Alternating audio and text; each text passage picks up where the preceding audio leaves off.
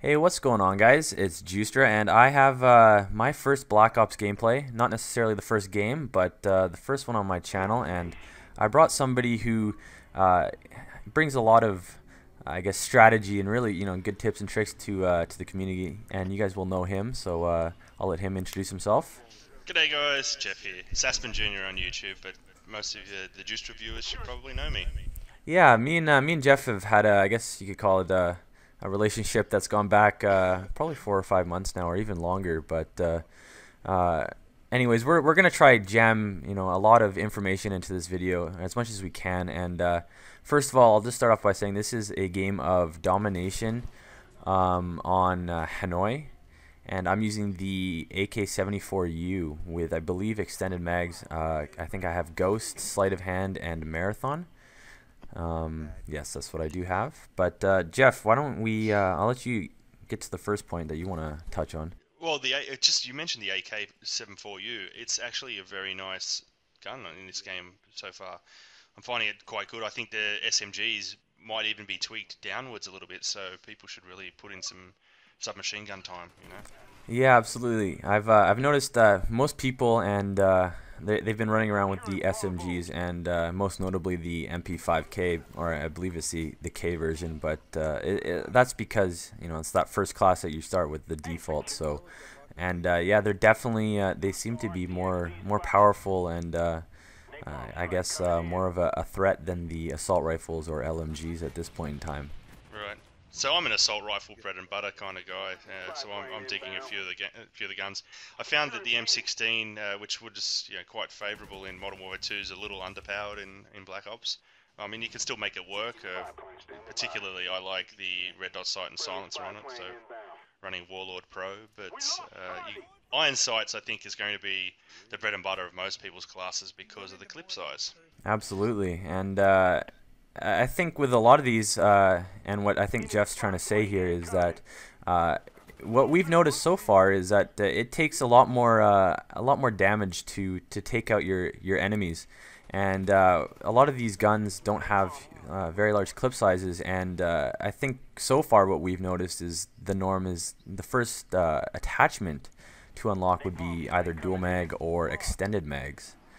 And Right. So for the viewers, dual mag it gives you a quick swap for your first mag change, whereas the extended mag just gives you more rounds, no different from Modern Warfare 2. But I think that's the interesting point. You get the same clip size as what you would in Modern Warfare 2 generally, but you're expending 30% more bullets to kill someone, more rounds to kill someone. So you're going to find a real need for getting those extended mags on. absolutely.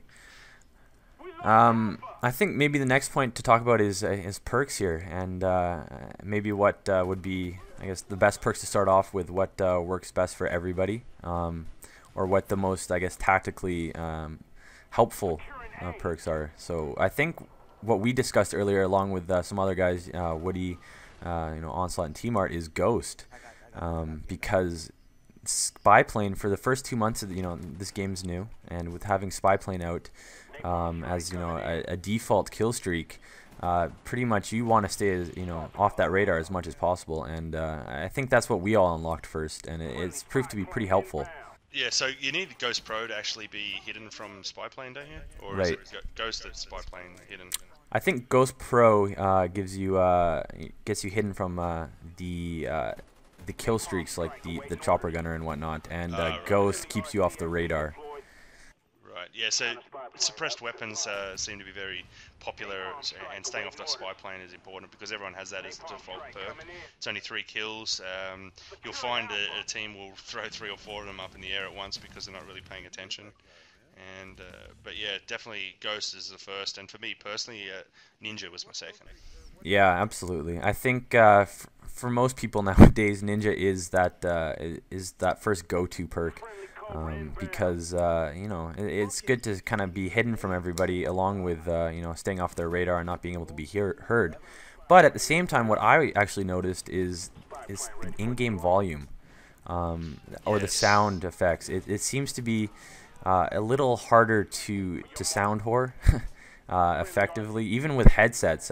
You find yourself kind of, you know, not knowing where these footsteps are coming from or what these sounds are coming from, and there's a lot of ambient noise too that kind of plays into that. Right, and that's all about getting used to the map. I mean, before this call started, before we started watching this video together, sounds, map textures, shadows, those sort of things you're not really used to seeing just yet, so it's going to take a while to get accustomed to them. But sounds definitely have been affecting my gameplay personally, because I've actually found it to be a little bit better without the headset. Yeah. And that's a first for me, because the headset usually rules supreme. But turn it off, the headset customization. So in your settings, you can have headset or TV or whatnot. Give it a go without the headset setting, and it nullifies some of that 3D noise that you get, the surround sound noise, and you might find yourself better off. But with map textures, so in Modern Warfare 2, you could be sprinting down. The airspace is full for you. You could be sprinting down a road, and you'll see a little pixel that just isn't quite right, and you know it's a person. So don't be discouraged in Black Ops with these new maps and with the new textures, and textures being what people look like, what equipment looks like, and you just have no clue, so you would just get shot and be done with it. So I recommend you watch the kill cams, watch where people are hiding out, especially the places where the head is just a little bit above the graphics around them, or the pixels around them, because they could shoot over the top, but you have a very difficult time in seeing them. But that would just come with time. Absolutely, and I guess another way to kind of experience that without having to hop into multiplayer is just, obviously hop into a private match and just explore the maps, explore, your surroundings, and just find those areas that, might be, I guess, popular for people to go and hide behind, or like as you can see right here, there's a guy just sitting in a dark corner, and I had no idea, he was there, and it ended up costing me my life there. So. Right, and I just want to point out, you guys took him out. I think it was you and T. Martin took him out very quickly. This game is not, because of how many rounds it takes to kill someone. This game is not like Modern Warfare 2, where if you see 3 or 4 people, you consider it an opportunity. In Black Ops, if you see 3 or 4 people, you're dead. Yeah, absolutely. And I think that's also something to think about. Is it's kind of similar in that sense to Halo, you could almost say, but not to that extreme where you have to put 5 pretty powerful shots into your opponent. But at the same time, it kind of emphasizes that staying together as a team, making sure that you have effective and clear and concise callouts. And because if you try to go lone wolf, you're not going to have a very good experience. You might not. You probably won't win, and you might not get a lot of kills. And I think eventually that might turn people into looking into services such as Huppet, for instance, to put a team together, because I don't think people are going to last flying solo. No, a lot of people are actually starting to already hate various aspects of this game as well, but it's just, every game's a different beast, and they've changed a lot of the mechanics here, so it's just about getting used to it. I'm personally enjoying it because it's different. I like change.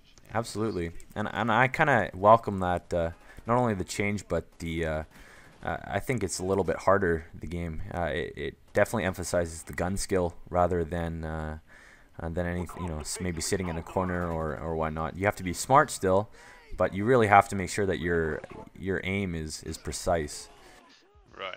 I actually did, for your viewers, I think it might be pertinent to talk about contracts, because COD points and the economy system, it actually becomes quite important when you want to give yourself multiple classes and different roles.